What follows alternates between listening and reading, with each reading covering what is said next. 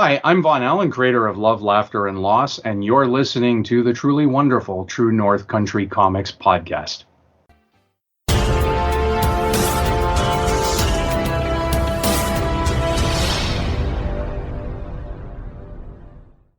Welcome to the True North Country Comics podcast, dedicated to promote Canadian comic book creators and supporters.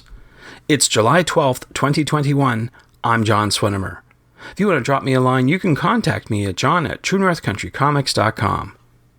On this episode, I chat with Von Allan about Love, Laughter, and Loss, a comics collection. This podcast is available on Apple Podcasts and Google Podcasts. It's also available on the True North Country Comics channel on YouTube. I invite you to like and subscribe. Von is a comic book creator from Ottawa, Ontario, who previously ran an independent bookstore. His works include Stargazer and The Road to God Knows graphic novels, plus a variety of comic book short stories.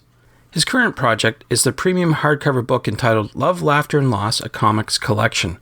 This new entry contains 9 short stories that together represent the best and worst parts of life, love, laughter, and loss. In this new book, you'll get to travel around the world and sometimes even off-world with average people, heroes, cowardly adventurers, and even a dog. While these short stories were previously published in 2 periodicals, Wizards for Hire Cheap and Stories 2015 to 2019, this marks the first time they've appeared in a premium hardcover format. And so, without further ado, here's my chat with Von Allan about Love, Laughter, and Loss, a comics collection. So, Von Allan, thank you very much for taking time to chat with me. Oh, you're very welcome. Thanks for having me. I appreciate your time. What I normally do to start off the interview is ask the creator about their first comic book. So I'm wondering if you remember, what was the first comic book that you read? It's going to be tricky to answer that because basically what happened was I wasn't into comics when I was a really little kid, and I grew up in the Ottawa Valley in Arnprior, Ontario, and my mom and I moved to Ottawa when I was 8 years old. And when I moved here, so I have no memory of reading much at all, let alone comics. I know I read, but I don't have like that, iconic, clear memory of what comic I read. But when I moved to Ottawa, I wound up becoming friends with a kid and his older brother that were really into comics. And that sort of got me going. So I remember, it's fairly vague, but I remember things like, was it Len Weins and Dave Gibbons doing Green Lantern at DC? And I remember being keen on those. And I remember because I was like, there was a comic shop in Ottawa, but there were also newsstands still. So I would sometimes grab stuff more through the newsstands than becoming actually, it took a little while to become a regular comic book shop buyer. And I was buying stuff off the newsstand. So I remember picking up some of the Defenders. And sort of, obviously it was primarily Marvel and DC. Right. That Green Lantern run, it was with a 2-bit villain named Javelin. And I still have those comics. And then it just sort of spun off from there. Yeah. Cool. Well, definitely great books to read when you're growing up. But I'm wondering, who are you reading now? Wow, now it's all over the place. The most recent one that I've been having the most fun with and really enjoying, and I had never read them before, are the Blake and Mortimer series of translated bande dessinée. Unfortunately, I do not speak French, do not read French, but Blake and Mortimer by the late Edgar Jacobs are terrific. And I have been, he was doing bande dessinée comics in the 50s and 60s with Blake and Mortimer, and they're sort of action adventure with a sci-fi bent. And they have been eye-opening. His storytelling and his draftsmanship are truly remarkable. And the density, one of the things that really surprised me getting into them is the density in the best sense of the word. I don't mean like too many words or too many illustrations or whatever, but this very, very concise, beautifully dense series of stories that are told in somewhere around 60 pages, sometimes a little more, sometimes a little less. And they're terrific. And aside from those, I jump around. So I've been experimenting with everything from Fat Man, the Human Flying Saucer, to more contemporary comics and everything in between. And plus rereading, because I've been pulling out some of my older stuff, everything from the 90s Valiant run, Jim Shooter stuff, and, a few things like that. So I tend to read. It's hard being a creator because it's hard. The only drawback to becoming a comic book writer or an artist, and I don't know if other people feel the same way, other creators, but for me, it's really hard to sort of detach myself from approaching it analytically. Like, how would I do this? Oh, that's really interesting. What a creative way to solve this conundrum of a plot. As opposed to being younger before I was drawing and, writing and whatnot, where you would just sort of get lost in the story. But so that doesn't happen for me quite as much as it used to, but I find sometimes rereading things, particularly before I started drawing, can really still capture that. So I still have a soft spot for like John Byrne's Alpha Flight and, Claremont and Burns' X-Men and, stuff like that, because it does bring me back a little bit prior to being a writer-artist myself. But comics are awesome. I just read all kinds of different things. Good. Glad to hear. Well, we're here talking about your latest project, Love, Laughter, and Loss, a comics collection. I know that's your latest book. I wonder if you could talk a little bit more about it and maybe the origins of it as well. Yeah. So what basically, it's a collection of short stories. So it is an anthology. I think there's 9 short stories in there. And the reason for doing it basically was half practical and half artistic. So the practical side was I was having a bit of a bugger of a time keeping, they were previously published. Those stories were published in print before in 2 saddle-stitched periodical collections. And keeping those in print was becoming a chore for all kinds of the vagaries of the printing industry and comic book market, and as well as COVID affecting it. So it was really getting tricky to do it. So I had made the decision, maybe it's time to let these go out of print, and I'll put them together in a really sharp hardcover collection. It makes the print runs a bit easier to calculate, and I can get them into a few more bookstores, hopefully, and what have you as well.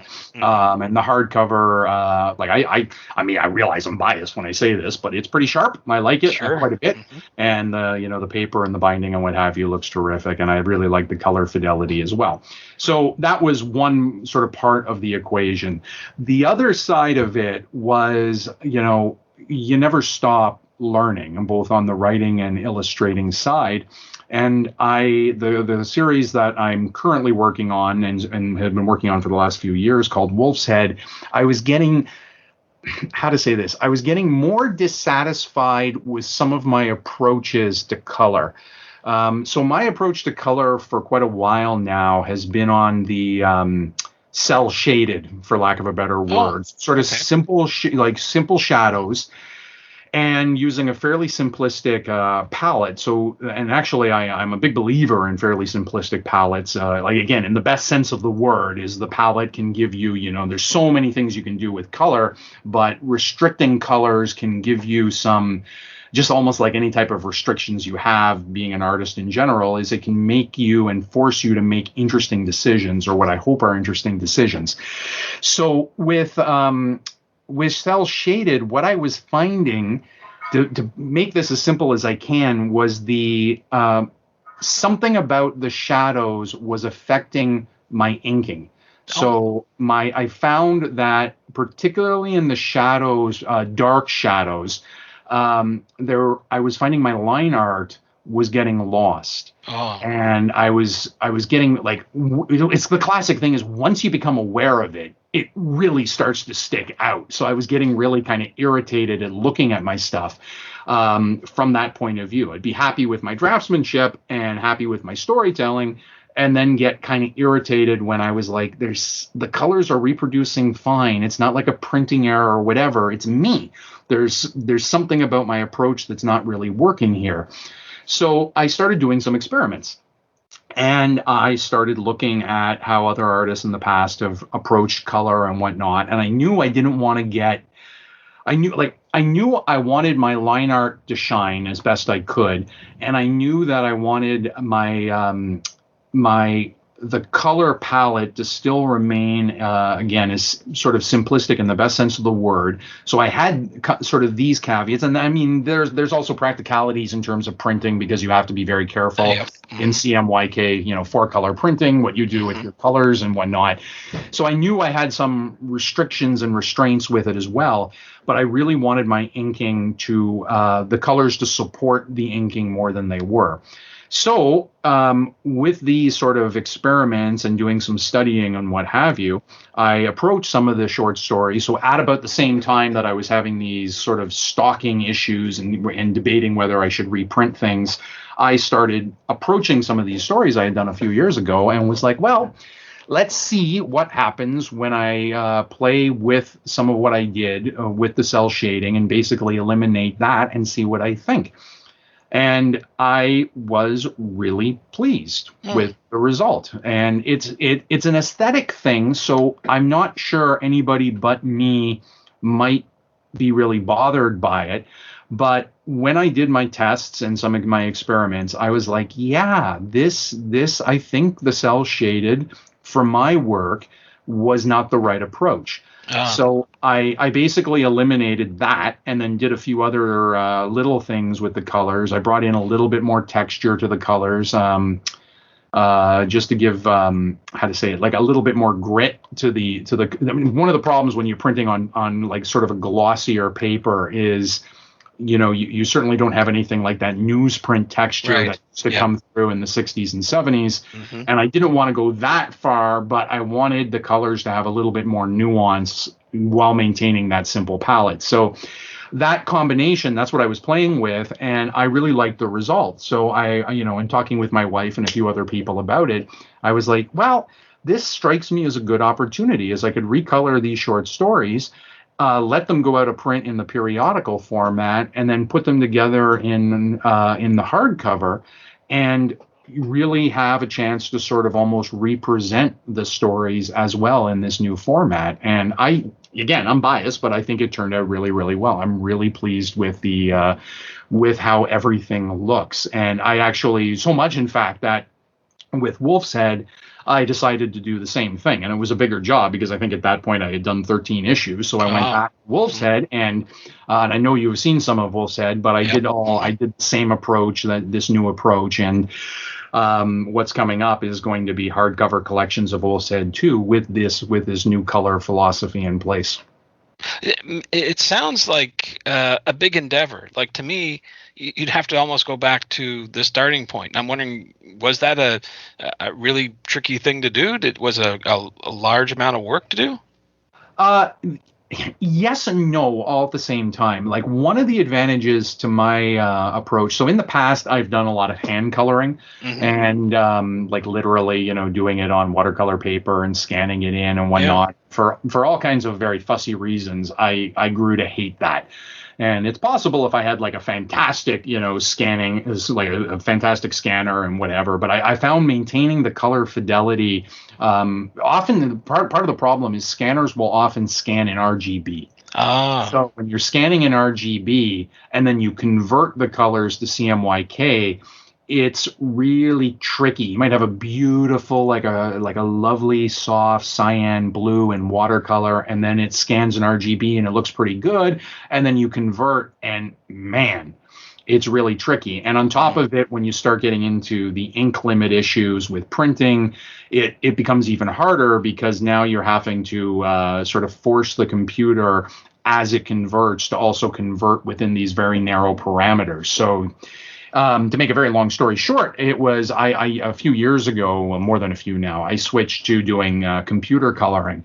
Right. And with computer coloring, the advantage is, so you have to be careful.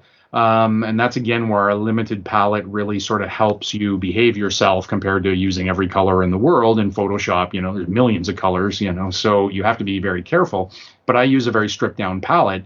And I liked the approach I was getting with the computer coloring, and it was printing very well. So that was a combination that sort of had to work, because I had to be happy with them. They had to be fairly easy, but it had to print well. The advantage, so going to your question, the advantage of doing computer coloring the way I was is my original source files are done on multiple layers. Oh, so okay. The cell shading that I'm talking about was done on a separate layer. So what would have been sort of a monumental process if I was doing this in some type of traditional way wasn't that hard, because like the first step was simply turning off that cell shading layer and maintaining all of the underneath palette. So that worked perfectly.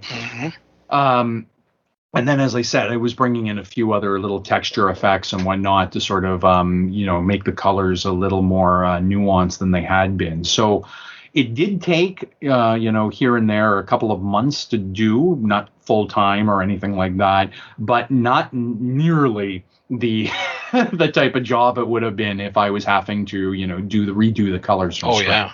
Yeah, well, I'm glad it all worked out for you. That's for sure. Yeah, and I'm pleased as punch. Like it was, Sure. It was not easy because it was still time, especially for Wolf's Head. Not so much for the short stories. It was still pretty time consuming, but I am really pleased with how everything is looking right now. Good. And I know that I was just looking at your site. You have a blog about color theory, and I think what you just mentioned is summarized in that blog in a very concise format. It's really well written, that's for sure. Oh, thank you. Yeah, it was because I don't like because I came to art late. One of the frustrations of learning to draw in the first place is, it's hard to know where to start. And on the one hand, the internet is wonderful because it connects people like you and me right now. And, there's a lot of information out there. But at the same time, there's so much. It's like an ocean of information, and it can be very difficult to know where to start. So I don't like hiding information, and I don't like, I'm not embarrassed by my mistakes. So we learn by doing. It's the only way I know how. Nobody is perfect out of the box. And I mean, yes, there are geniuses from time to time that are, they just grasp it much earlier than somebody like I did. But it's, I've learned by failing. That's been my entire career is, you try things out and you fail and you learn it. You try again and you fail and you try to work it out. And I think one of the things that's so exciting about it, I mean, I'm not going to say it's not discouraging, and you don't, certainly have bad days with it as well, and very humbling days and whatnot as well. But one of the things that's really exciting is that the learning process never stops. It's an exciting thing to tell stories and write and draw and whatnot, because there's always, it's basically problem solving. You're always problem solving. How do I do a story? How do I write this dialogue? How do I pace it? How do I, work out the page turns? And visually, how do I convey this, this information in such a way that the reader will understand it in a way that I hope they find both intriguing and exciting and maybe even a little challenging sometimes. And that combination of art and comics and sort of what makes comics is just for me it's a bottomless pool of discovery. You are just constantly learning about yourself at the same time, and the failure hurts and the false starts hurt. And if somebody asks me, would I have preferred not to do the cell shading thing right from the beginning? Yeah, probably. Right. Yeah. But it's part and parcel of the process, and it is fun. Not everybody might find it fun, but it is, for me, quite a bit of fun as well. It's an exciting thing to learn and, to come up with different ways of solving these art conundrums. Sure. Well, the result is really good. I mean, Love, Laughter, and Loss, a comics collection, is out, and you're having the book is. I saw on your Twitter feed you actually got the copies coming now, so that's great. And as you said, it will be available in stores in the future or right now as well. So, wondering what's next for you then? What's your next big project you can talk about? Well, the big one is still Wolf's Head. I am on issue 15. I'm working on issue 15 right now. So for a little small press like me, that's actually I think it's a great accomplishment. I'm very pleased with it, and I am still really excited with the story. So Wolf's Head is the longest story I've done particularly in a periodical format. Mm-hmm. And that's very different than other stuff I've done where either it was in full-length graphic novels with a beginning, middle, end sort of plotted out right from the get-go, or the short story format, which can be challenging in a very different way, but it's still beginning, middle, end.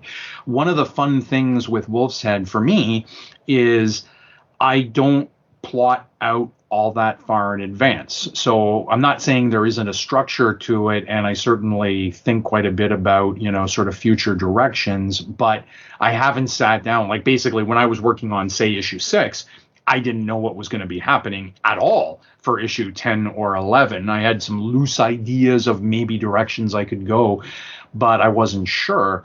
And it means that particularly from a story arc point of view, as I move into, there's basically, I'm working on the, the 4th story arc now. So that keeps it very fresh for me because I don't necessarily know what the next story arc after the one I'm currently working on is going to be. So it becomes a challenge to try to figure out what to do with the narrative sometimes and, where to take characters. But at the same time, it keeps it really exciting for me personally. And I hope it's not an easy way to, there's no easy way to know, but I hope that same excitement sort of comes through the stories to the reader as well, that they find it, that the story is taking them in directions that are believable, but exciting at the same time. And I've learned, more and more about, particularly Lauren is the main character, but there have been other characters as well that are, fairly important to the story. And it's been really fun to explore them and explore her in particular and see it's, you sometimes hear where the characters take control of the story. And I've never really experienced that myself, but it's fun and exciting to sort of, you end a story arc and then you start asking yourself a variety of questions like, what does she want? What's next for her? What is she trying to do?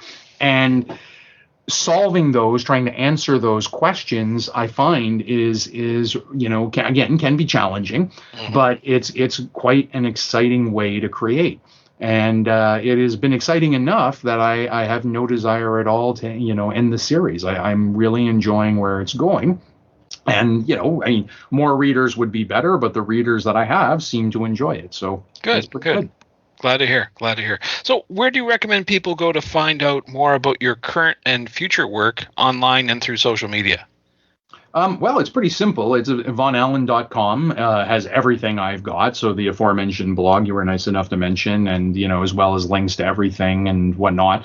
There's actually quite a bit of content there because it's everything from essays to, to all kinds of sketches and artwork and whatnot is there. Plus all the comic short stories are there as well. And there's a mini site off that for Wolf's Head, like a dedicated Wolf's Head mini site. Off that main site that's easy to find as well. For social media, the main one I'm on is Twitter. I probably could use it better, and I probably could use other ones better, but usually, I'm busy with writing and drawing. So, sure. But it's Von Allan Studio, all one word. So Von Allan Studio, and it's up there, and I am relatively active there too. So, thanks to Vaughn for the chat. You can discover more about Vaughn on Twitter at Von Allan Studio, that's VONALLAN Studio, and online at vonallan.com. And thanks to you for listening to the True North Country Comics podcast. If you haven't done so already, please subscribe to and like this podcast on Apple Podcasts, and please leave a good rating. Also check out the TrueNorthCountryComics.com website, and follow along on Twitter at True North Comics. True North Country Comics is now on YouTube. Please like and subscribe to that video channel. Please send your feedback to John at TrueNorthCountryComics.com. Thanks again for listening, and come back soon for another episode. Bye for now. True North Country Comics Podcast is copyright True North Country Comics, copyright 2021.